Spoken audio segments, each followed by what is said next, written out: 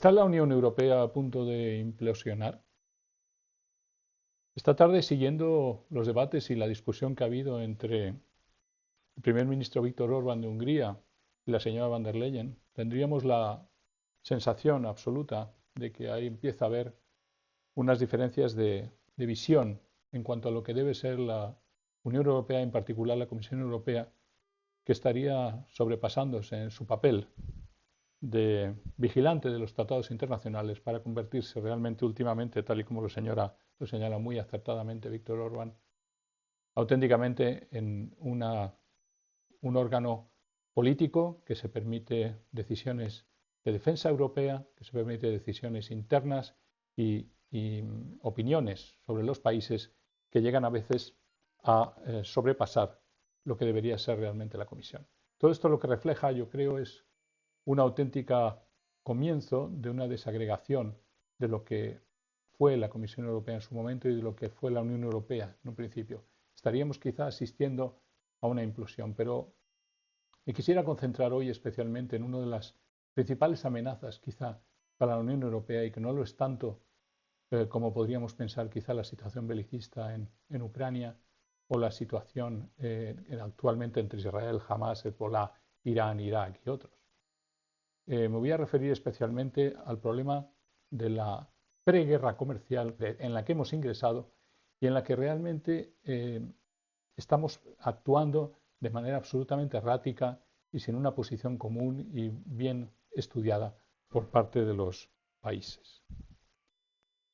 Cuando hay proteccionismo, y esto lo sabemos desde que se creó Bretton Woods después de la Segunda Guerra Mundial y se planificó lo que iba a ser la libertad y la liberalización del comercio, cuando entra el proteccionismo siempre por alguna razón de extrema necesidad. Lo tuvimos en los años 70, 80, cuando teníamos que desmantelar las antiguas industrias nuestras obsoletas como los textiles o el hierro y el acero u otras. Pero lo hicimos para desmantelar, lo hicimos para reorganizar, para poder evitar el desplome de un desempleo, de un desempleo que iba crecientemente y había que recolocar a los trabajadores. Se nos rompía, había un ajuste estructural muy fuerte que hubo que hacer y para eso necesitamos el acuerdo multifibras y una serie de actuaciones en el proteccionismo. Sin embargo, el tipo de proteccionismo que se nos propone hoy,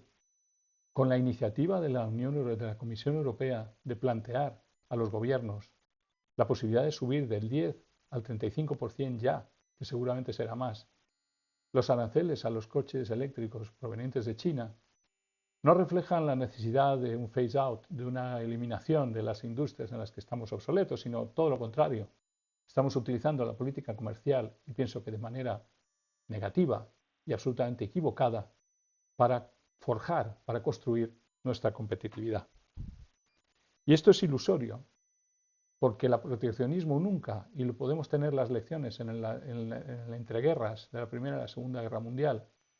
que nunca ha llevado al bienestar de la población a nivel global, sino que llevó precisamente al crash del 29, a la recesión y a la Segunda Guerra Mundial.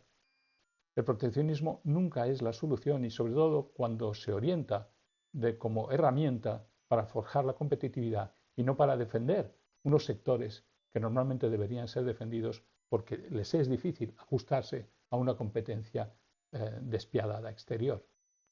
Aquí hay competencia exterior, pero lo que hay es sobre todo el retraso de la Comisión de la Unión Europea y de sus países miembros en desarrollar un sector automovilístico eléctrico que tenían que haber planificado mucho mejor y con unos tiempos y unas fases que no ha sido el caso. Por supuesto nos ha adelantado la industria china, nos seguirá adelantando y por muchos 35% que le pongamos, los coches eléctricos chinos van a seguir siendo competitivos en nuestro mercado europeo. O sea que olvidémonos, en cierto modo, que estas pequeñas iniciativas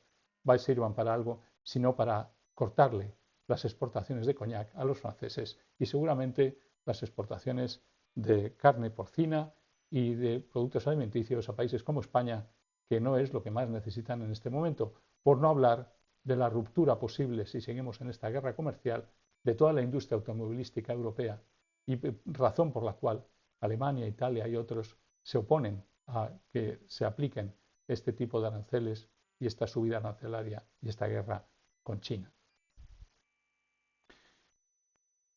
Creo que tenemos que sacar una lección de todo esto y a veces nos cuesta mucho trabajo aprender las lecciones. La competitividad en el mundo no se gana ni a golpe de pistola ni a golpe de arancel. A golpe de pistola, con el viejo truco de la Pax Americana, tratando de imponernos en los países en los que nos conviene, realizando revoluciones de color, quedándonos con las riquezas y, si puede ser, además, imponiendo nuestras industrias, nuestras empresas, para que se queden con lo que anteriormente tenían los ex fascistas. Por supuesto, no a punta de pistola, no generando guerras, no prolongando guerras más de lo necesario. Y podríamos alargarnos aquí, y lo haremos en otro vídeo, sobre la guerra de Ucrania y todo lo que está sucediendo allí. Pero desde luego, a punta de pistola, cuando dejamos que una guerra se pudra, como se está pudriendo, y sabiendo que estamos en retroceso y en pérdida, los países que han apoyado a Ucrania en este momento en el terreno, y que se está perdiendo la guerra en definitiva, y que no somos capaces ni de asumir esa realidad para empezar a construir la paz como deberíamos, con lo que deberán ser en el futuro irremediablemente nuestros socios euroasiáticos, porque el futuro está en manos del mundo multipolar y desde luego no lo está en morir matando, como es el plan que parece ser que tiene la señora van der Leyen y que nos quiere imponer, por órdenes más bien de Estados Unidos, a todo el resto de los europeos. Víctor Orbán está en lo cierto. Hay que retomar las riendas de cada nación y replantear el rol de la Comisión Europea y replantear sobre todo las estrategias que deben de tener nuestros países, tanto en el área comercial, tanto en el poder a través de los aranceles y del proteccionismo, cómo se debe utilizar, como desde luego el poder a través de las armas y de la guerra. Me avergonzaba el otro día al ver las imágenes de Pensilvania, ¿no?, del gobernador de Pensilvania echando su autógrafo en las futuras bombas que iban a bombardear a Ucrania, y el letrero que ponía en la fábrica detrás de él, que es totalmente revelador de lo que está ocurriendo en este momento, ¿no? La victoria empieza aquí. Sí, señor, la victoria empieza en el complejo industrial armamentístico norteamericano, que sin duda alguna una prolongación de la guerra beneficia enormemente. Todas esas variables las tenemos que tener en cuenta, porque no basta con lo que hacen nuestros políticos. Hay que tener en cuenta todas esas variables para poder analizar realmente de manera pragmática lo que está ocurriendo y no dejarnos llevar simplemente por la ideología de una sola nación que quiere llevar a todos a alinearnos con sus propios intereses. La Unión Europea no está velando en este momento por sus intereses. En el tema de las votaciones, por ejemplo, para esta famosa guerra en ciernes comercial, la cosa es increíble. Tenemos unos cuantos países, Italia, Alemania, votando que nos apliquen los aranceles. Tenemos a Francia queriendo aplicarlos y realmente nos planteamos ahí lo que es increíble, el tener cerca de 15 países que se abstienen. ¿Qué significa abstenerse en una batalla comercial? Es no tener opinión, es no tener decisión, es decir, que se haga lo que quieran. No, estamos en un momento muy grave. La guerra arancelaria que acaba de comenzar y que ya tenía sus visos hace ya algunos meses, nos va a llevar a una guerra comercial absoluta, y eso puede ser peor todavía que si nos bloqueasen el estrecho de Hormuz, porque se va generando, es como una gangrena, va contagiando a los países y los países van cerrando sus mercados. Y ese es el final real de toda esta historia. Lo que queda cada vez más claro es que Europa está perdiendo el compás, y lo está perdiendo por 4 razones principales. La primera es que no ha conseguido ser una potencia tecnológica, diremos porque no ha querido, porque no la han dejado, porque no ha sabido, pero realmente no lo es. Y no lo es porque entre las principales 10 o 11 empresas no hay ninguna tecnologías mundiales, no hay ninguna europea. No lo es tampoco porque en el campo energético por el seguidismo hecho a Estados Unidos con el Nord Stream, hemos sacrificado la competitividad alemana, sacrificando por ello mismo la competitividad de toda nuestra industria europea. Y en este momento estamos pagando las consecuencias. No reaccionamos, no queremos aclarar las cosas, seguimos de manera ciega las órdenes que nos llegan de los principales protagonistas de la OTAN y sin embargo no somos capaces de repensar y de reconsiderar a dónde puede llevar una guerra comercial o a dónde puede llevar una guerra continuada en Ucrania. Y finalmente, quizá lo más triste también, nuestras propias empresas, grandes empresas, que tienen intereses, que tenían muchos intereses en África, con esa especie de neocolonización que ha estado haciendo algunos de nuestros países todavía, con influencias y que ahora estamos perdiendo. Bien, pues esas neocolonizaciones se están acabando, se están terminando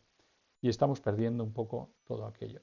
Peor todavía la sensación de ver cómo los grandes grupos conglomerados norteamericanos como Vanguard y como BlackRock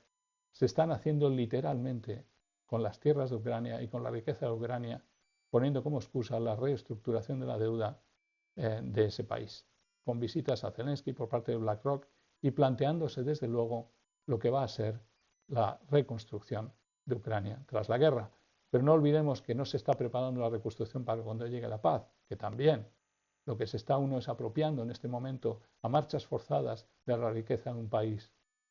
No es la guerra de Ucrania de la que hemos de hablar ahora, es del expolio de Ucrania. Y lo saco a colación, hablando de Europa en este caso, porque es Europa la que se va a quedar descolgada de esa aventura, mientras BlackRock y las americanas se hacen con un país que va a ser el granero del mundo y que desde luego va a invadir Europa con sus exportaciones, haciendo decaer, y ahí sí que tendremos un ajuste estructural de nuestros agricultores y de nuestra propia agricultura. Pero como siempre, Europa a la espera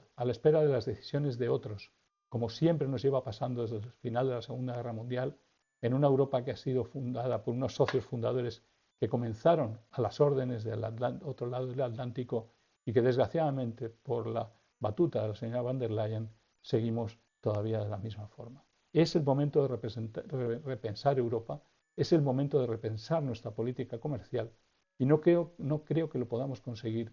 en la estructura actual de la Comisión